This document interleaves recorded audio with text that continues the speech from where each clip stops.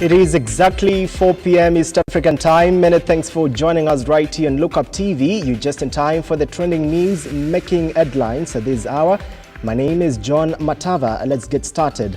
Officials from Mombasa County, led by Governor Abdul Somad Nasir, have initiated inspections at the gas filling stations to ensure compliance with safety regulations, aiming to prevent any potential disasters.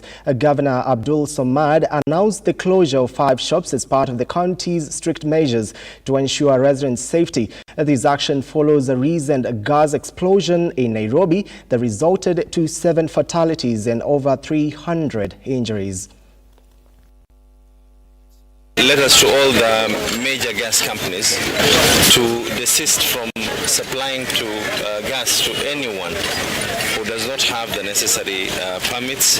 To the county government of Mombasa for this particular financial year has not approved anywhere that has any gas or dealing with fuel other than the fuel stations. Now the sub-county administration will be given a memo that they need to go around every single place together with the team from the SPP. The only time we will be able to give a license to people who are dealing with gas and the rest is if they're in concurrence with EPRA and NEMA as well, and the county government fire inspection has been able to satisfy that the neighboring area will not be at risk. Kwanza, no licenses have been issued so far because there's been no fire inspection certificate that has been issued for this particular year. 2, when licenses are issued, there will not be licenses per se kwa sababu watu wanaenda online. Those licenses will clearly read that this will only be applicable ikiwa kuna fire inspection, ikiwa kuna EPRA and NEMA inspection.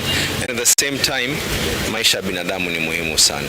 Tunaambia raia ambao kwamba wanaona ya kwa kuna biashara hizi za gesi ambao kwamba ziko katika mitaani 0738 222 555 waweze kupiga simu. Meanwhile, sub-county, I'm reconfirming that the county government of Mombasa is yet to issue any final business license because the fire department haijazunguka na kupeana ile concurrence. So that concurrence will only come ikiwa itakuwa ni pamoja na NEMA na pamoja na EPRA vilevile na the fire department. The Council of Governors COG is now rooting for mining to be transferred from the national to county governments. The council has petitioned the Intergovernmental Relations Technical Committee to address the issue as it transfers all the remaining devolved function mining licenses and environmental damage caused by the mining companies. The key areas of interest has been in forest management, and we have agreed that at the national level we have protected forests which are to be managed by the national government. But we have also community forests, we have individual forests, we have private forests that have to be managed at the county level. But overall, we must have national policy and regulations that ensure that the management principles and practice are uniform and are geared to ensuring the conservation and sustainability of this very important resource. And the impact of mining is very, very big in terms of affecting the environment. As you are very much aware, because it's been in the public domain, we are working to a deadline given by His Excellency the President to complete this exercise by within 60 days, and we are therefore geared to complete this exercise this month of February so that we are in compliance with this directive. And it was a directive from him as the chairman of the summit where His Excellency President William RUTO sits with the county governor. To oversee the arbitration between my state department and county governments regarding the functions of regional authorities. The county governments have felt that the functions of regional authorities must be transferred to county governments because they feel that constitutionally those functions belong to the counties. We are talking about it. We have begun this process of arbitration. President William RUTO has appealed to the Japanese businesses to invest in Kenya's manufacturing, agriculture and technology sectors. The president said the implementation of the government's agenda has opened up numerous opportunities in the agriculture, manufacturing and technology value chains. He further noted that the partnership will yield a win-win outcome, with the Japanese companies gaining access to the Kenya's highly skilled workforce in the need of opportunities. President RUTO said Kenya is poised to be the African workforce hub given its youthful population with a median age of 20, skills, professionalism and diligence. The median age in Africa is about 20. And for example, in Kenya, we are investing $5 billion every year in the education, training of those young people. Is the workforce you start in Kenya. That is where your labor force will be. Kenya is the gateway to East Africa, and due to its high economic growth rate and promising market, Kenya has been ranked #1 as a noteworthy country in Africa for 8 consecutive years in JETRO's survey of Japanese company expanding overseas.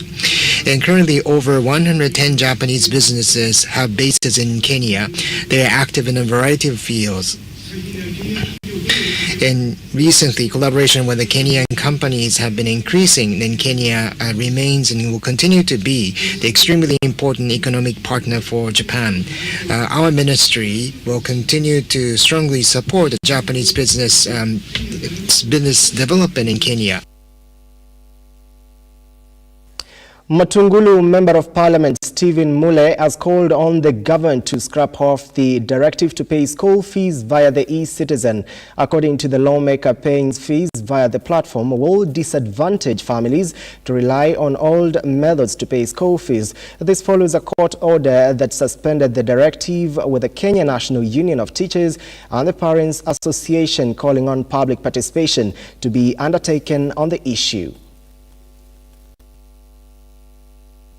Nataka niulize Mheshimiwa Machogu, Waziri wa Education. Hii mchezo mko nayo katika hii serikali ya Kenya kwisha lazima iishe. Huwezi sema school fees ya secondary school italipwa direct to e-citizen. Hapa Nguluni imejengea hawa wazazi shule. Kuko na headmaster. Kuna mzazi ambaye hana payslip, anachukua kondoo yake anapelekea administrator hapa. Hiyo kondoo itaingia e-citizen namna gani? Na alafu mnaambia principals in Kenya the fee to go to e-citizen because of accountability and for transparency, alafu a principal atakuwa anajaza form ili pesa irudishe shule. Mnasema hamna pesa. Why do they want money to be consolidated in one system, monitoring what the schools are receiving? Are they going to monitor the expenditure of the money at the school level? Because I think they should give the principal freedom. The principal is the CEO of the school. He's in charge of the operations, assisted by the parents at the school level, assisted by the board of management. That system was working more effectively. And if there is a change must be elaborated properly to the stakeholders for it to be accepted. And if the government loses trust with the principals, do the principals trust the government? Because you see, this is an employee. An employer has lost trust with the employee. And Boundaries Commission spells doom for the country. The party noted some constituencies like Banisa were getting an unfair deal after their MP passed on last year, leading to a constitutional impasse as there were no IBC commissioners in office. The party leader Ali Roba is now calling on President William RUTO to move with haste on the act on the High Court ruling that gave a green light to appoint new IBC commissioners. the lack of commissioners of IEBC in office has greatly caused, unmentionable suffering for representation of constituency like Banisa, and I know there are wards across the country that also have no representation as a result of lack of IEBC. We have a court ruling that favors immediate appointment. I would like to urge His Excellency the President to really take heed of that court ruling to make sure that the appointment of IEBC commissioners are put in place, because for 1 year now, Banisa constituency has no national representation in terms of parliamentary position. And the people are suffering because the agenda and leadership is lacking. We emphatically state that we are an affiliate. UDM National is the 5th largest party in Kenya, and we are in Kenya Kwanza government. We are also in support of his policies that is really trying to make sure that this country is economically brought up.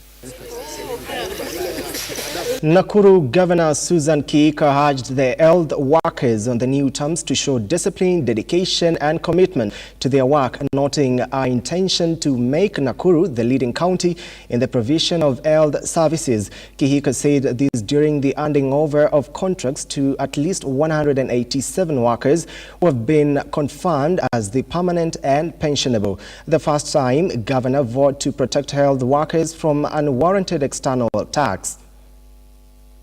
In addition to that, we have also appointed 51 officers from the 2020 cohort in the health sector who are engaged on Salaries and Remuneration Commission, SRC terms, from contract to permanent and pensionable terms. Milestone is only one step in the staircase of human resources in the county and in the Department of Health. So we shall progressively make sure even these other staff have been, their terms have been changed to PNP. So I would be remiss if I did not touch on the sanctity of our health facilities. Our facilities are safe havens for members of our community who need to seek medical attention. For optimal health services delivery, our facilities must remain safe and secure, and I will therefore continue to intensify efforts to ensure the safety of staff and patients. So I call upon you, our healthcare workers, to double up on your efforts to deliver services to our people. And I will continue to focus on the welfare and well-being of health workers, who are the key pillar of healthcare and a healthy county, a priority that is close to my heart. So I want to give my personal commitment to staff still serving on contract and casual terms, that my government is committed to gradually changing their terms of engagement as part of the human resource reforms we have set in motion. We will endeavor over time to ensure that all cohorts have been handed terms which are in line with the principles of good governance in the public service. Swedish professional Lisa Peterson and England's Gabriella Coley led their team comprising of Naeem Pastor, Vimaran Pura and Karan Angrama to victory at the 2024 Magical Kenya Ladies Open Pro-Am Tournament.